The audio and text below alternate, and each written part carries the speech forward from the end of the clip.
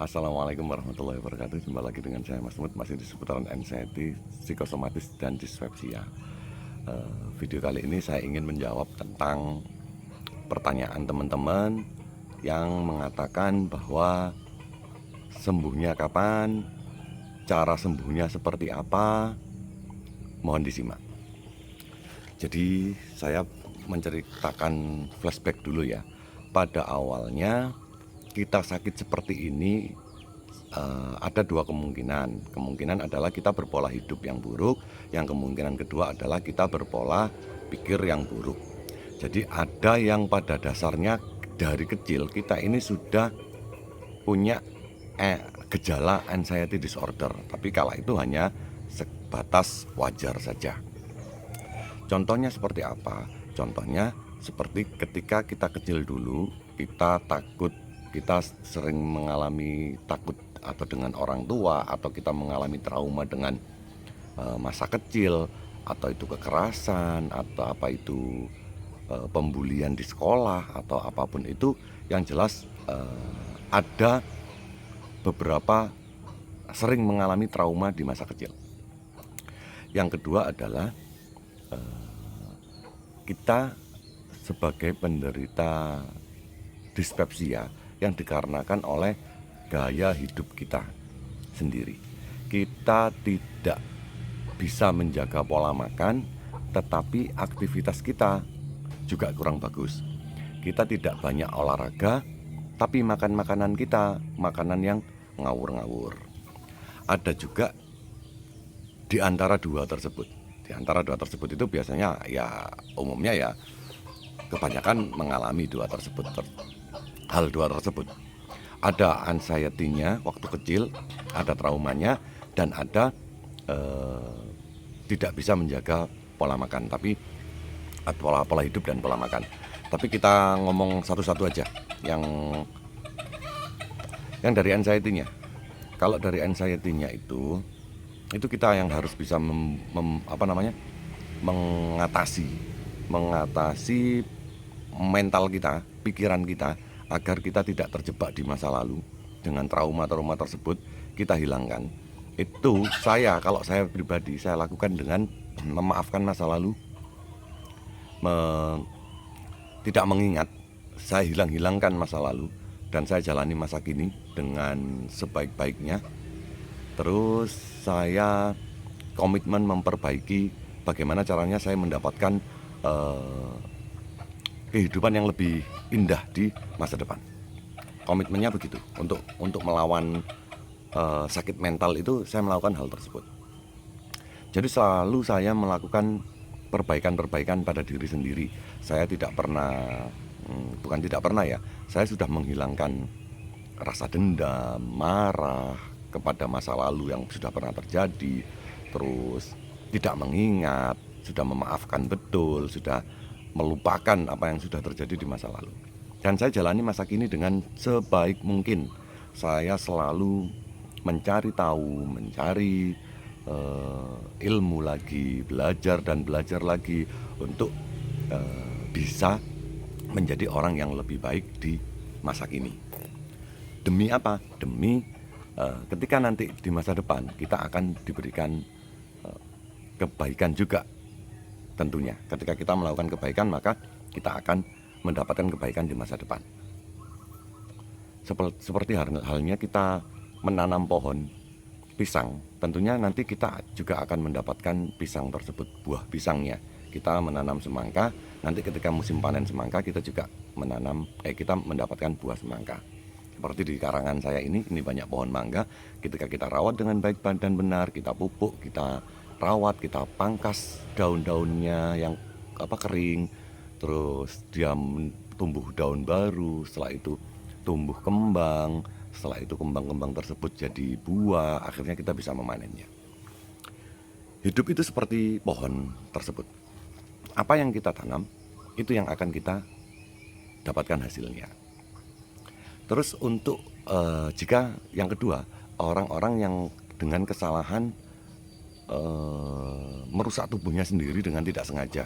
Contoh saya, kalau saya merusaknya itu dengan tidur hanya 3 jam bertahun-tahun, sekitar 7 tahun saya kerja ikut orang itu, saya tidurnya hanya 3 sampai 5 jam per hari. Terus pola makannya ngawur. Bos saya itu sukanya makan bebek. Jadi saya hampir setiap hari itu saya makan bebek. Kadang makan bebek sehari 2 kali. Dan kopi itu seminim-minimnya itu 3 gelas sampai 6-7 gelas dalam satu hari. Itu saya merusak lambung saya sendiri, merusak tubuh saya sendiri. Cara memperbaiki mudah. Cara memperbaikinya meskipun butuh waktu, itu sangat mudah dan tidak perlu biaya. Dengan menjaga pola makan dan kita berolahraga, menjaga pola hidup. Berolahraga yang teratur, seminggu paling tidak 3 kali olahraganya. Tapi kalau jalan kakinya itu semakin banyak. Kalau mau setiap hari, sampean semakin cepat sembuhnya. Karena manfaat jalan kaki itu sangat dahsyat. Sampean bisa cari manfaat jalan kaki di video saya juga ada. Saya terangkan manfaat-manfaatnya jalan kaki tersebut. Jadi ketika kita sudah melakukan jalan kaki setiap hari, kita pola makannya dijaga, sehari makan 2 kali atau 3 kali, terus kita tidurnya cukup 6 jam satu hari. Karena tidur itu sangat penting. Tidur malam yang nyenyak itu bisa memperbaiki sel tubuh. Ketika kita tidurnya sedikit, bagaimana tubuh kita bisa memperbaiki sel dengan baik dan benar. Tapi ketika kita tidurnya banyak, tentunya kita akan mendapatkan perbaikan sel yang baik dan benar, dan akhirnya tubuh kita akan semakin membaik. Malam hari ya tidurnya, ya bukan siang. Malam hari, tidur malam hari dengan kondisi gelap itu mempercepat pemulihan atau perbaikan sel dalam tubuh. Banyak jurnalnya, itu dokter-dokter juga menyatakan seperti itu. Terus pola makan itu sebenarnya yang benar adalah makan itu 2 hari sekali, idealnya seperti orang puasa. Jadi sebenarnya lambung itu harus dibiasakan untuk menjaga kekosongan. Tapi kalau orang-orang yang alim, orang-orang zaman dulu, beliau itu berpuasa lebih banyak, makan hanya 2 kali. Mereka puasanya itu 2 kali, puasa siang sampai maghrib, puasa lagi setelah maghrib sampai sahur. Itu sangat bagus, karena seperti halnya mobil ya. Sampean beli mobil, ketika mobil itu sampean pakai setiap hari, itu tingkat kerusakannya itu jauh lebih cepat daripada mobil yang sampean beli, sampean pakai hanya weekend atau sampean pakai hanya aktivitas ringan. Kalau mobil semakin dipakai rally, dipakai balapan rally atau sirkuit, ya semakin cepat juga kerusakannya, mataharinya atau kampas koplingnya, kampas remnya akan aus, akan rusak. Sama halnya dengan manusia. Organ-organ tubuh manusia ini, jika kita paksa, kita pakai makan terus-terusan, selalu makan, setengah jam makan, itu tubuh kita ini akan melambat untuk membaiknya. Karena apa? Perbaikan lambung itu dibutuhkan lambung yang kosong. Permasalahannya apa? Permasalahannya adalah ketika kita tidak makan dengan banyak, otak kita sudah stres, merasa sensasi, dan lambung kita nyemprot. Ketika terbiasa jam sekian makan, otomatis mereka itu, lambung itu menyemprotkan gas asam lambung, memproduksi asam lambung untuk mencerna makanan, tapi tidak ada yang dicerna di situ. Makanya akhirnya asam lambung itu mencerna dinding-dinding lambung, dan dinding lambung itu ketika sudah robek dan usus, itu bisa menjadi sakit, perih, seperti sariawan di mulut. Untuk orang-orang yang masih sakitnya parah, teman-teman itu bisa makan 2 jam sekali, 3 jam sekali, tapi harus dimundurkan nanti. Ketika sampean sudah bisa 3 jam, mundurkan ke 4 jam. Ketika bisa 4 jam, mundurkan ke 5 jam. Ketika 5 jam bisa, mundurkan ke 6 jam. Kalau saya pribadi, saya sudah di level makan sehari sudah 2 kali. Kecuali puasa, kecuali lebaran ya. Lebaran ini makannya istimewa lah, nggak ada masalah, tapi kan hanya sebentar. Paling 2 hari, 3 hari, 4 hari, 5 hari sudah selesai. Kita sudah makan bagus lagi. Terakhir ini di tahun 2025 ini, saya sudah menerapkan makan sehari 2 kali. Saya hanya makan jam 11 pagi, sama makan jam, ya kadang jam 7, kadang jam 6, kadang jam 9 gitu. Tapi saya tidak tidur 3 jam setelah makan. Jadi saya hanya makan 2 kali sehari, dan itu membuat lambung saya jauh lebih bagus. Kekuatan lambung saya lebih bagus, tidak ada iritasi, tidak mudah untuk memproduksi gas lambung karena sudah terbiasa. Lambung saya sudah, otak saya sudah merekam bahwasanya saya menerapkan makan 2 kali sehari, dan akhirnya asam lambung itu keluarnya hanya 2 kali.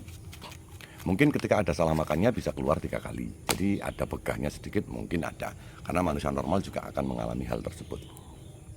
Jadi menurut saya pribadi, kalau saya observasi kepada tubuh saya, kenapa saya sekarang sudah lincah, termasuk Ramadan itu saya sudah lincah. Lebaran ini saya parah sekali, sudah keluar kota. Hampir setiap hari saya keluar kota. Dengan jarak sekitar 80 km, 90 km, PP itu hampir 200 km. Dan ini juga, hari ini juga saya juga akan ke Keraksan dengan jarak sekitar 93 km. Lusa saya harus ke Malang, rumah bude saya itu dengan jarak sekitar 90 sekian. Kemarin saya ke Jombang, saya keluar terus dan tidak ada yang dirasakan satupun. Mau sensasi apapun tidak ada. Yang ada hanya capek karena saya sudah normal. Kalau teman-teman tanya ke saya, karena teman-teman melihat video saya itu yang saya lakukan. Saya mengurangi asupan makanan yang ada di tubuh. Selain saya menjaga apa saja yang harus dimasukkan di dalam tubuh, makanan tersebut saya mengurangi. Jadi saya makan itu hanya 2 kali sehari. Dan pola makan 3 kali sehari itu terjadi di zaman kolonial Belanda. Diterapkan di sekitar tahun 1700-an lah. Kenapa? Karena makan 3 kali itu membuat, kalau dipakai di budak itu bisa memberikan tenaga untuk bisa dilakukan, untuk mereka melakukan aktivitas pekerjaan di kebun atau apa, karena memang butuh nutrisi tubuhnya karena dia harus bekerja keras. Kalau dimakan oleh jeragannya, orang-orang Belandanya kala itu ketika makan banyak, mereka akhirnya umurnya semakin pendek karena mereka sebelum usia lanjut sudah ada yang diabetes, ada yang karena nggak pantangan ya zaman dulu ketika mereka menerapkan pola makan 3 atau 4 kali sehari itu, mereka tidak pantangan, tidak menjaga apa yang dia makan. Yang bekerja adalah budak atau orang-orang yang dipaksa bekerja, yang dijajah. Dia hanya mendapatkan nikmatnya saja, hasilnya saja. Dan ketika orang yang sudah mendapatkan hasilnya saja, tentunya mereka akan kalap memakannya. Seperti halnya ketika saya kerja dulu, ketika kerja dengan gaji yang begitu besar, kita bisa makan apa saja, kita beli apa saja karena ada uang. Akhirnya yang kita makan yang diinginkan oleh mulut, bukan yang diinginkan oleh tubuh. Dan itu yang merusak kepada tubuh. Sebenarnya makan itu kita memberikan nutrisi kepada tubuh agar tubuh kita tidak lemas, bukan menyenangkan mulut. Jadi semuanya yang kita inginkan, kita makan, kita masukkan ke mulut, kita rasakan nikmat. Itu membuat sakit di lambung, di pencernaan kita. Setelah itu, saya makan 2 kali. Itu bukan membaik ya, karena sudah baik ya. Semakin sehat saya rasakan, semakin sehat. Tapi dengan nutrisi yang cukup ya. Saya telur itu sekarang sudah seneng banget karena saya butuh protein. Lah, minumnya bebas. Kalau saya minum bebas. Saya minum itu yang paling sering itu air kurma. Sama kadang-kadang itu saya smoothies ya. Kurma 3 saya campur dengan pisang. Saya butuhkan kalium dan magnesiumnya dari pisang. Jadi rumah saya itu tidak pernah nggak ada kurma sama pisang. Pisang terkadang itu saya kasih Denko. Kalau nggak ada Denko, terkadang saya kasih, kalau anak saya lagi beli susu ultra ya saya campur susu ultra, saya blender jadi smoothie, saya minum. Itu kalorinya tinggi banget, tapi tidak ada banyak lemak, tidak ada karbohidrat. Artinya yang saya minum smoothies tersebut itu jadi nutrisi betul ya buat tubuh, untuk membangun otot, untuk membangun jaringan sel-sel, untuk memberikan makan asupan gizi. Jadi saya minta teman-teman untuk bisa belajar tentang gizi yang dimasukkan dalam tubuh, bukan banyaknya makanan yang sampean makan. Tapi terlepas dari ini semua, ini kan ngomong tentang gimana saya sembuh ya. Tapi kalau sampean teman-teman yang masih aktif anxiety-nya, masih dispepsianya masih parah, sampean otomatis butuh energi ekstra. Energi tercepat yang dibakar oleh tubuh adalah gula. Air gula, tapi saya tidak menyarankan, mending nasi. Nasi itu bisa meningkatkan kadar tekanan gula darah sebesar 149, 153 tergantung kondisi badan milidesiliter. Dan itu tidak bagus buat pankreas. Pankreas itu akhirnya terperintah untuk memaksa mengeluarkan insulin. Dan itu bisa membuat kita dengan jangka panjang untuk memakan nasi banyak, itu bisa membuat diabetes nanti di usia 50 ke atas atau 60 ke atas. Saya tidak pernah makan nasi dengan kondisi sendiri. Nasi sendiri itu bisa meningkatkan kadar tekanan gula darah. Tapi nasi tidak bisa naik secara drastis, itu dengan cara dikasih sayur atau telur atau lauk. Jadi nasi dicampur dengan lauk itu tidak meningkatkan tekanan gula darah. Jadi insulin juga tidak terproduksi dengan bagus dengan maksimal. Jadi kita baik-baik saja. Jadi kalau makan itu harus dengan lauk, jangan hanya nasi, jangan hanya air gula. Sampean minum air gula, pankreas sampean memproduksi insulin untuk menetralkan air gula tersebut. Kecuali sampean orang yang beraktivitas tinggi, sampean itu adalah kuli bangunan atau tukang yang kerjanya kena matahari terus dan sampean angkat-angkat terus, atau sampean nge-gym, sampean olahraga, sampean butuh nutrisi. Sampean butuh nutrisi, terutama di proteinnya. Itu langsung dibakar oleh tubuh dan tidak mengendap jadi lemak dan tidak mengendap di pembuluh darah jadi tersumbat dan tidak mengendap di lain-lain. Sampean bisa jadi lebih sehat dengan makan yang banyak, dengan catatan sampean beraktivitas yang banyak. Tapi kalau sampean masih kondisi sakit, lemes-lemes gini, sampean pilih makanannya. Kenapa saya bisa sembuh dengan cepat? Saya memilih makanan saya. Saya siapkan telur.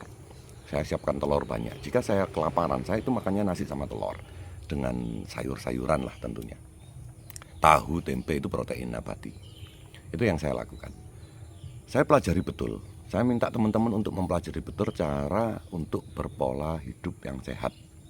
Dan ketika sampean sudah belajar belajar tentang pola hidup yang sehat, nanti pikiran sampean juga akan lebih sehat. Ketika apa yang sampean masukkan di dalam tubuh itu baik, maka pikiran sampean akan menjadi baik. Dan ditanamkan di dalam pikiran bahwasanya saya harus melakukan sesuatu yang positif. Jika saya sudah melakukan sesuatu yang positif, maka sekeliling kita akan menjadi positif. Maka alam sekitar kita akan mendukung penuh perubahan positif kita, maka kita akan sembuh dan kita akan baik-baik saja. Kita akan jadi manusia yang normal. Plus bonusnya setelah sakit ini kita menjadi orang yang sangat ini ya. Kalau saya merasakan orang yang berbeda, saya sudah tidak menjadi saya yang dulu. Saya sudah menjadi orang yang berbeda dari dulu.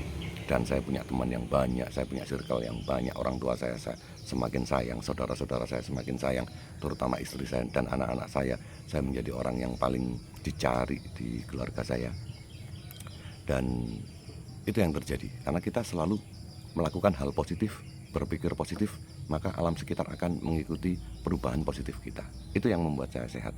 Jadi saya harap teman-teman bisa memahami bahwasanya sembuhnya dari anxiety psikosomatis dispepsia ini adalah sembuh dari diri sendiri, itu yang paling utama. Terima kasih sudah menonton video saya. Wassalamualaikum warahmatullahi wabarakatuh. Sehat selalu.